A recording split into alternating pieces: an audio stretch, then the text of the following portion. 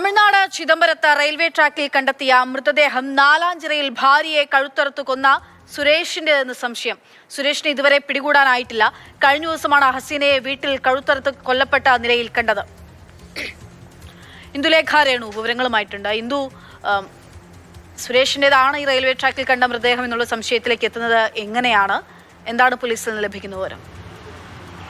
പക്ഷേ ഇന്നലെ കൊലപാതക ശേഷം വീട്ടിൽ നിന്ന് രക്ഷപ്പെട്ട സുരേഷിനെ പിടികൂടാനായിട്ട് പോലീസ് എല്ലാവിധത്തിലുള്ള മാർഗ്ഗങ്ങളും നോക്കുകയായിരുന്നു. CCTV പരിശോധിച്ചപ്പോൾ കരമന ഭാഗത്തുകൂടി സുരേഷിന്റെ കാർ പോയതായി മനസ്സിലാക്കിയിരുന്നു. കിള്ളിപ്പാലത്ത് വെച്ച് ഉപേക്ഷിച്ച നിലയിൽ സുരേഷിന്റെ ഫോൺ കണ്ടെത്തിയിരുന്നു. മറ്റെല്ലാ ഭാഗത്തേക്കും അന്വേഷണം വിന്യസിപ്പിച്ചിട്ടും എല്ലാവിധത്തിലുള്ള നിർദ്ദേശങ്ങൾ നൽകിയിട്ടും സുരേഷിനെ കണ്ടെത്താനായിരുന്നില്ല.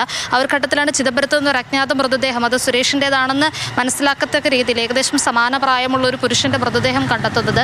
ഇതിനി കൂടുതൽ അന്വേഷണം നടത്താനുണ്ട്, സുരേഷിൻ്റെതാണെന്ന് തിരിച്ചറിയാനുണ്ട്. ഇന്നലെ ഒരു 5:45 കൂടിയാണ് ഹസീനയുടെ കൊലപാതകം നടത്തുന്നത്. ഭർത്താവ് സുരേഷ് ഹസീനയുടെ കഴുത്തറുത്ത് മക്കളുടെ മുന്നിൽ വെച്ച് കൊലപ്പെടുത്തുകയായിരുന്നു. കുടുംബ പ്രശ്നം തന്നെയായിരുന്നു ഇതിന് പിന്നിലുള്ള ഒരു കാരണം. കഴിഞ്ഞ കുറച്ചധികം നാളുകളായിട്ട് അവരുടെ വീട്ടിൽ പ്രശ്നങ്ങൾ ഒരു തുടർക്കഥയായിരുന്നു. 2 ദിവസം മുൻപ് വരെ മണ്ണതല പോലീസ് സ്റ്റേഷനിൽ പോയി ഇത്തരമൊരു പ്രശ്നത്തിൻ്റെ പേരിൽ ചെന്ന് പോലീസ് ഒരുവിധം സമാധാനിപ്പിച്ച് വീട്ടിലേക്ക് മടങ്ങിവിട്ടതായിരുന്നു.